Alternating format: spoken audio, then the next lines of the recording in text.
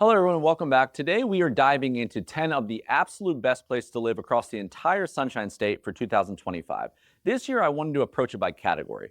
So we are going to show some retiree-centric areas that might appeal more to that direction, family-friendly communities. We're also going to talk more affordable gems potentially on the fringes, and even vibrant areas that might appeal more to a young professional or even a work economics first thing. For each of these, we're going to highlight where they are exactly, and more importantly, what makes them special. In addition to that, I've created kind of an expanded guide, because we're only talking 10 here across 4 categories. That's a free giveaway. I'm going to share a little bit more detail in just a minute, so I'm looking forward to diving in to hopefully add some value to you. If we have not met, my name is Adam Hancock. You've arrived at the Florida Relocation Guide YouTube channel, your smartest way to buy, sell, and or invest across the entire state of Florida, especially Southwest Gulf Coast. Without further ado, let's hop in. All right, the first third of this video, I would like to kick things off with retiree-focused areas, and I have 3 interesting examples. The first of being is a place called Port St. Lucie. This is going to put us on the central east coast of the state of Florida, so your Atlantic coast. And to further get your bearings, you're going to be roughly just under an hour north of Palm Beach, and then you have Fort Lauderdale under that, you have Miami under that, and that runs out Florida. To the northern border, you're going to have probably Daytona would be the first market you'd look at, 2 hours. 1 hour above that, you're in St. Augustine. Jacksonville's a half an hour from that. You have areas like Melbourne, Vero Beach, and some other smattering platter of towns in between. Now, one of the biggest benefits of everywhere except for the panhandle of Florida is it's very condensed. So what you're really doing is you're not losing the rest of Florida. You're just picking, if I have to go home to one place the majority of the time, but I want relative access to the rest, almost anywhere in Central gives you that. For instance, if you go to Port St. Lucie, you're also going to be 3 hours one way to Sarasota. You're going to be under 3 hours to Tampa and Orlando. So I think pretty interesting overall. All right, so what really makes Port St. Lucie special? I think, first off, it's one of the places that kind of flies under the radar when it comes to the retiree category, but also could be one of the best possible sleeper options the whole state has to offer right now. First off is affordability. The Atlantic coast, the thing about it, it's going to have a lot more perspective affordability than many other parts of the state. That would be a big reason to even start looking in that area in particular. And this is no different. 1% the housing cost national average below is Port St. Lucie. I said that weird. 4% below the Florida national average. And then a random interesting thing on the back of that, I don't even know if I would have thought of this until I got into it deeper, is that Port St. Lucie is technically the 8th largest city in the entire state. But it's not a #1 target attraction for tourists. So you're going to have a city big enough to get all your jollies and enough for everyone. But at the same time, you're going to have a lot less congestion and traffic than people that are going to head to Miami, Tampa, Sarasota, etc. All right, location number 2 for retiree-centric is a place called The Villages. You can't really do a list like this, I don't think, without mentioning this particular place. Now, one thing when it comes to geography is this is one of the rare times I would say that maybe community comes before location, because you wouldn't accidentally ever end up probably in this particular spot on a map unless this master plan development existed there. With that being said, you are not on top of anything, you're close to a lot of stuff. About 1 hour to Orlando, because this is pretty far north inland in the state. You're an hour and a half above Tampa Bay, central Tampa Bay. You drag that down, add an hour to that, Sarasota, add an hour and a half to that, Fort Myers, then in Naples, and it kind of runs out into the Everglades. Now, a good kind of barometer of east to west here, I think, is the 2 closest beaches. They're almost identical to each other in opposite directions. So opposite camera here. You're about 2 hours, a little under 2 hours one way to New Smyrna Beach, which, based on our previous example, it sits right below Daytona, so you're about 2 hours above location number 1, Port St. Lucie. The other direction, if you wanted the Tampa Bay-based beach, Clearwater Beach is about 2 hours diagonal as well. All right, what makes the Villages special itself? This is basically your retirement capital of Florida, maybe the United States as a whole. 150,000 plus residents, 60 straight square miles, which is bigger than Manhattan. It's still growing. It's the idea that you go to one place and almost get everything if this is the stuff that you're really seeking. That's why that location, like I mentioned, doesn't matter near as much, because you have golf, tennis, pickleball. I think there's 3,000 plus weekly events technically for under a $200 average monthly fee. And it's going to be more in your active adult social living kind of thing. So if you like to mix it up with the neighbors, you want to get into all this kind of stuff, I'm not sure there's a better mousetrap right now when it comes to master plan. All right, my third and final example for this particular video when it comes to retirees is a place called Venice, Florida. I've been beating this drum now for a while. I still think this place is incredibly underrated. But basically, you're talking a Sarasota greater Florida metro conversation. You're saying that you're choosing the Southwest Gulf Coast, not Tampa, not Naples, Fort Myers. You're choosing Sarasota. Venice is one of the southernmost cities within that county. It has its own downtown, 4 of its own beaches if you count Manasota Key. But it's a Sarasota greater thing. That would be the advantage of you're still want Sarasota access. You're 45 minutes to downtown Sarasota, Lido, Siesta Key, but you don't have to be right in the thick of everything all the time. Now, in addition to that, of course, you can take advantage of a lot of the stuff we've already spoke about in the video thus far. You can shoot 3.5 hours over to Miami, because this is pretty far south. It's just a bottleneck, so it's not that close. 3.5 hours over to West Palm Beach. You can come up an hour and a half to Tampa, a little over 2 hours, depending on the traffic at the time, to Orlando as well, including all the major airports that would exist around there as well. But I think it's something to keep an eye on. So what makes Venice, Florida special? I think one is really breaking out of its own destination for the first time in a long time. It's no longer just junior Sarasota. It still has all that coastal classic charm it's always had, but now it's combining it with something that's pretty rare. New master plan construction. And it's not just the northern Venice stuff. You have the entire district of Welland Park. This is a great example. It's one of the fastest growing master plan communities in the entire state right now. The entire thing's 18 minutes one way to 4 different beaches. You have 12, 13 plus new construction neighborhoods. And you usually don't get this kind of modern living so close to the beach. So keep some of the quaint, quintessential Florida stuff and get all of this on the back of it and access to Sarasota.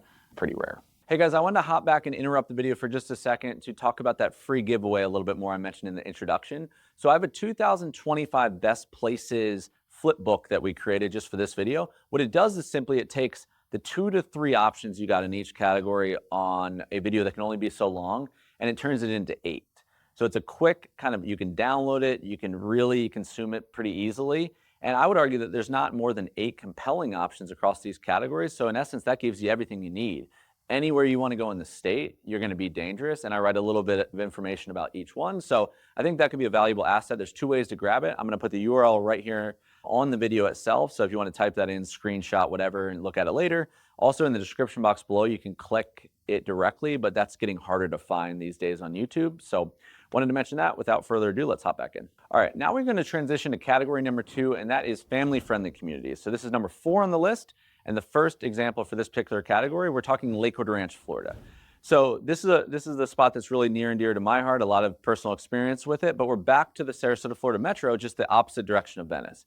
So Venice is down here, Lakewood Ranch is up here. What they in essence did, which is important from a geography standpoint, is they went about 9+ miles one way from where everybody wanted to be, which is the downtown and the beach corridor. Because the thing with this particular area, once you go west, you get everything. So you go opposite camera here, you go to the west, you have downtown, beach is 3.5 miles away, you got Siesta Key there too. So that's why this town got popular.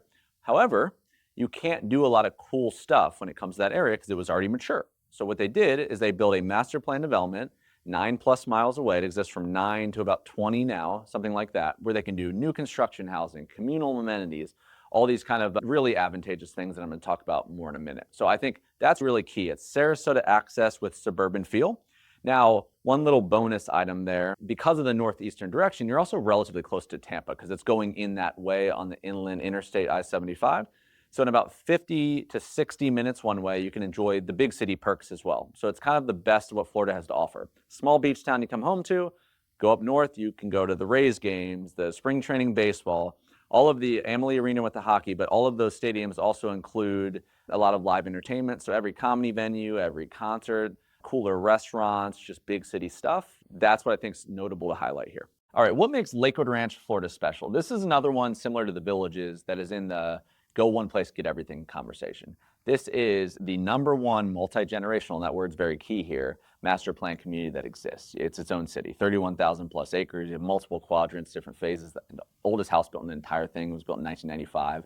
Tons of different builders, 40 plus different communities. Half of them, I think, are still actively building right now. Great schools, and all that's going to come with that communal amenity environment. Now, there's 2 key differences between this place and the Villages as we continue to juxtapose here. One being that I think this is one of the best overall locations the entire state has to offer. So in this one, you're not taking a geography sacrifice to get all this kind of house.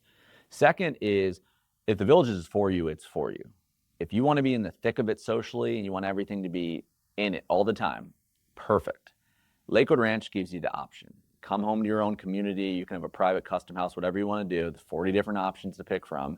And if you want to be in it, you can be in it, but you don't have to be. It's more like a bunch of different neighborhoods near each other that have access to communal amenities, not forced all the time. Okay, my second one for family friendly is an area called St. Augustine, Florida. And I know a lot of people enjoy this one. What's really interesting to me about this conversation when you get into this is it really starts to quadrant off the Sunshine State in regions almost. Because I see a lot of people come in initially excited and they're comparing Sarasota, juxtaposing St. Augustine and maybe a Vero Beach, but it materially changes depending on what you pick, the experience of the actual state itself. Possibly a better route to go would be to choose where you'd prefer to be, like on a map, and then say which cities will satiate my needs. Because the cool thing about this state, unlike a lot of other retiree or family-based states, is there are a lot of different areas you can go and solve the same problem. So there's that. St. Augustine itself is about 40 minutes one way, depending on traffic, to Jacksonville itself. Jacksonville is your major town here. You're an hour and a half across the west to Gainesville, the home of the Gators. You're 2 hours down, a little further to Orlando. And then if you just want to see the pure scale of how long the East Coast is of this part of the state, tip to tip, you're about 5 hours one way all the way down to the southern end to Miami. Okay, what makes St. Augustine special? First off is St. Johns County, where St. Augustine is based, has for a very long time was the reigning champ as the #1 public school district the entire state had to offer. Currently it sits, according to niche.com, as number 3, and #1 and 2 are also on this list, but nonetheless, fantastic family-friendly environment for that reason. Number 2, which I think is a real subtle thing about this particular area that a lot also can't offer, is St. Augustine is the oldest continuously inhabited city that exists. And it's 30 minutes one way from a top 15 metro size-wise, population-wise in the entire United States with Jacksonville. So you can come home to this, but you have access to all of that. I think that is not nothing. And then lastly, throw in a kind of an underrated new construction environment. Nocatee, the master plan community, is a very good example of this, which is going to uniquely combine great schools, new communities, perspective of affordability, but also have the history and the coastal charm that always existed. All right, my third and final example for family-friendly category, number 6 on the list thus far, is a place called Sanford. And this is Orlando, basically. Orlando is going to offer a lot of family perks beyond just Disney. It's very suburban. It's expansive. There's many directions you can go. There's some relative affordability with it, which we'll talk about in a minute. But there's also, it's convoluted because you can go in a lot of different directions. So if you take the central business district of the Orlando Greater Metro, and you head just west, you have lakes and nature and all that kind of thing. If you go southwest, that's the Disney corridor, Dr. Phillips and Kissimmee and all of that comes with that. Sanford sits northeast. So there's going to be suburbs, there's going to be history, but also it subtly sneaks you into beach proximity because you get this far. You think Orlando is central? This place is just 45 minutes one way from New Smyrna Beach. Okay, what makes Sanford special? Well, first off, the low-hanging fruit is St. Johns County was number 3 in the state because the #1 public rated school district in the entire state of Florida right now is Seminole County, which Sanford sits within. It's the first time I've ever seen Sanford on the list. I didn't realize when it switched. Number 2 is Sarasota, number 3 is St. John's. So obviously a huge factor for families potentially putting down roots in the Orlando Greater Metro. Word salad there. Beyond that, I think this part of the state, to not be too cliche, you really do have a mix of like nature, small town charm, big city perks. You're going to be historic, kind of old Florida downtowns. You're going to have lakes and trails and a lot of the stuff that would come with the inland part of the state. But, within 30, 40 minutes, you have downtown Orlando, you have major airports, you have Disney, go the other direction to the beach on the Atlantic coast. So I think a unique middle ground, to say the least. Okay, moving on to category number 3, affordability. 2 examples for you in this particular video. The first of that being a place called Babcock Ranch. Now, I'm not going to get, at this point in the video, I'm not going to get super crazy when it comes to logistics or geography because, one, when it comes to affordability, the geography plays into its value quite a bit because a lot of times, if you go a little bit further, you get a little bit more. That's the idea. But also, we've kind of beat the drum on all these locations aren't that different from each other. So on a micro level, where this sits exactly is in the northern Fort Myers line and the southern Punta Gorda line. So it's kind of in between 2 major towns. Now their closest actual downtown is Fort Myers, being about 23 miles one way to the south. Naples a little bit below that. So it's one area to your south is Naples, Fort Myers. But the other direction, you're around an hour one way to Venice, which was on our retiree list. Sarasota is above that. So you sit next to a town called Cape Coral and have access to these 2 towns, but you're not right on top of any of them. So what makes Babcock Ranch really special? Well, this one's kind of a peacock of sorts. So technically the first solar-powered town that exists. You have everything built for sustainability. Includes lower energy bills, fiber internet, independent water and energy grid. I believe Babcock was one of the only areas that lost no water, no electricity, no interruption at all during the recent storms, but also the ones that hit right adjacent to it. So the ones that really impacted North Fort Myers Beach, Sanibel, Captiva bad. This place, 30 minutes inland, had nothing, which I think is a really interesting thing to look at across the state of Florida as a whole right now. Beyond that, a lot of the new construction master plan, so a bunch of different communities that come together, all being new, separate neighborhoods for communal amenities that people like about Lakewood Ranch, Welland Park, even like a Wesley Chapel, Wiregrass of the world. You get a lot more affordability in a place like that. And that comes across the board. So that could be Lennar, which is already kind of affordable, more affordable. That could be golf. That could be custom building, because what you're doing here is, like I talked about in the geography section, you're kind of leaning in to an area that a lot of the minds of the people deem a little too far from two different towns, and you're getting a benefit for doing so. Okay, second for our affordability category and eighth for our list overall at this point, we're talking about a town called Wimauma, which I think is really interesting still in 2025. Now, the way I juxtapose this at this point in the video is that we talked about Babcock Ranches being in between two towns, and those towns were Naples greater area and the Sarasota greater area. So it's kind of like two classic beach-style retirement towns. Wimauma gives you the northern version of it. So you still have access to Sarasota, but now you have access to Tampa as well. So you're in between two different towns, basically. So what's great about that is you have big city, small city. Maybe I'd probably argue devil's advocate-wise, best big city, best small city, or mid-sized city in the entire state.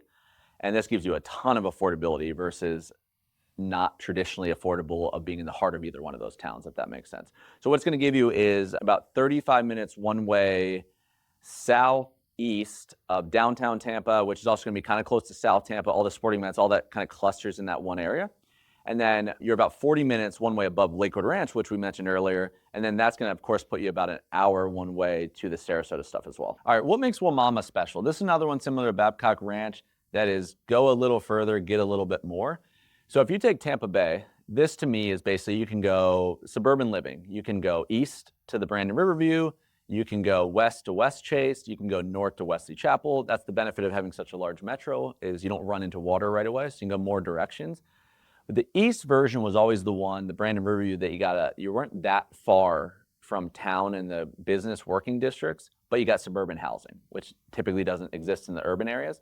Wimauma is a case of saying, okay, you go to Brandon Riverview, Progress Village, and you're like, all right, that makes sense. It's more mature, not as much new construction, a little bit more expensive because it's one of the closer items to downtown Tampa, South Tampa. Stretch a little further, you get Apollo Beach. A little further, so you get some benefit, but also it's right on it's not a beach, it's on the bay. But you're right on the water, so that you got some kind of trade-off of cheaper waterfront there. Go a little further than that, you get a sweet spot. You hit Wimauma, throw in Ruskin, Sun City Center, and that's where you can really take advantage of a lot of the new construction that's existing, even in the Parish, Lakewood Ranch, Tampa's of the world, and get freshwater lagoons, get homes that would have cost $515 for $320, and basically sit in, if you're retiring, one of the most affordable spots to retire, build a house, even if you're not a permanent resident, and have access to incredible cities, world-class, top 10 of the world beaches within 30 minutes or less. Okay, and then lastly, we are on our fourth and final category, and I'm going to call this young professionals, but really also just work-centric, job-centric, people looking for more economics and more industry than a lot of the quintessential beach towns would offer in the state of Florida. I have two more examples as we finish this video. First, being the Central Business District of Orlando. There are a lot of interesting things going on we're going to cover in this area in itself, but you're basically, we've already hashed out the geography quite a bit in this video thus far. You're basically in the central part of a 4-county, pretty wide area. And just another food for thought reference, you're 16 minutes roughly one way to Disney, if that's relevant to you. And of course, hour over to the Atlantic East Coast, you're 2 hours from the Sarasota area, hour and a half from Tampa as well. So what makes the downtown Orlando / Central Business District really special? Well, of course, because it's on this particular category on my list, you're going to have industry. So when it comes to job opportunities or job growth or expansion or whatever, you're going to have a lot more in these kind of cities, especially in Florida, because there's not that many, in tech, healthcare, finance, even aerospace if you get into the right part. However, I think one big thing that would be worth noting video-wise that you can't just read on the internet is cost. If you're looking at Orlando, you might be looking at South Florida, you might be looking at even Tampa because it's on the coast. Because Orlando's inland, because of what it is, you might get a little bit more affordable version of all those kind of things without losing the economics perks. Second, once you've already kind of chosen the Orlando area, this particular group of neighborhoods just north of the main city center of downtown is going to give you the walkable city living vibe, artsy, eclectic, amazing food, wine scene, beer scene, and all that comes with that. So I would sum it up to say career growth mixed with social scene and possibly affordability all in one. Okay, and second, when it comes to our economic-centric category and our 10th and final one for our 2025 list is one of my personal favorites, and that's St. Petersburg, Florida. So this is the coastal county of Tampa Bay, Florida. So you're another Southwest Gulf Coast option to finish off the video. When it comes to Tampa, it can be convoluted because you have a 3-county choice. Hillsborough is like the meat where everybody thinks of. This is most of the sporting events, the downtown, the South Tampas, etc. Inland.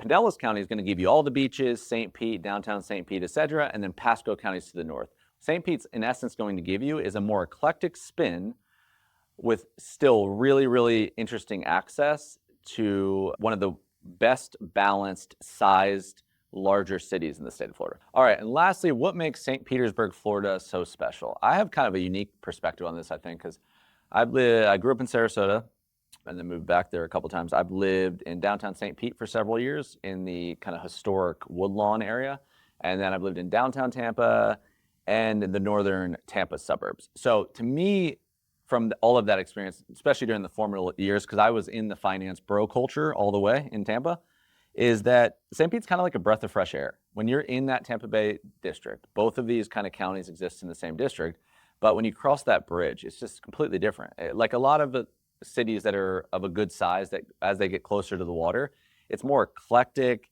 it's artsy, super pet friendly. It's very much like, it sits on the side of kind of a play first, work second, where Tampa is going to be a little bit more formal, uppity, even when it comes to the urban districts, when you get to like the Palma Ceia West and the Hyde Park. And it's not a right or wrong. I think the takeaway is it's a binary thing. I've never brought the same person to both of these places, just kind of like Lakewood Ranch versus Venice. Them been like, I don't know, it's pretty compelling. Everything's different about them. You're not going to have the new construction suburbs, any of that kind of stuff. You're going to have quaint, historic bungalows and luxury condominiums in a town that's big enough to satiate your needs, but also small enough to give you a distinct option. All right, my friends, that is a wrap for today's edition of the Florida Relocation Guide. I really hope you enjoyed it.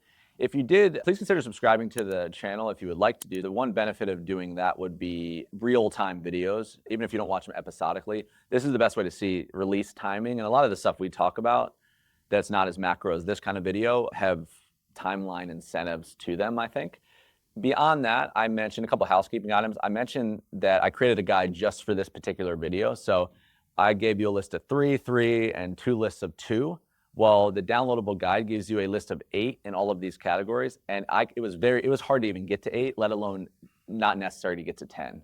So I think if you have a list of 8 cities that are centric for these 4 categories, you kind of have it all. You can go to any part of the state and be quite dangerous. 2 ways to get that guide. I'll put the URL here again, burned into the video screen, so you can take a photo of it to look at it later. You can type it in, whatever you want to do, screenshot. Also, we'll put it in the description box below where you can click it directly, but those are just getting difficult to find these days. We also have additional relocation guides, Bradenton specific, Sarasota, all that kind of thing.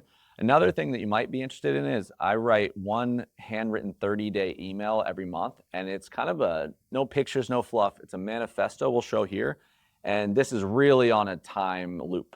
So if there are new construction builder incentives that are interesting right now, if there's a new release community that would be advantageous, it's kind of a find out first, know more before other people idea. So that's a great thing to do too. We'll put a link here for you to sign up for that too. And again, I only send one email. It's not spam, anything like that. And of course, lastly, if we can help you in any way in the real estate market, especially across Southwest Florida, from Tampa Bay, Sarasota Greater, Naples Greater, please consider reaching out. If you resonate with any of this content, we can full-scale residential brokerage, so buying, selling, and/or investing, whatever you need. We have a really unique kind of perspective to it on this information-first regime, but you can call, you can text, you can set up a call automatically on our calendar, email us, whatever you want to do. We would love to assist if that makes sense for you, and thank you guys so much for consuming our content. We'll see you on the next one.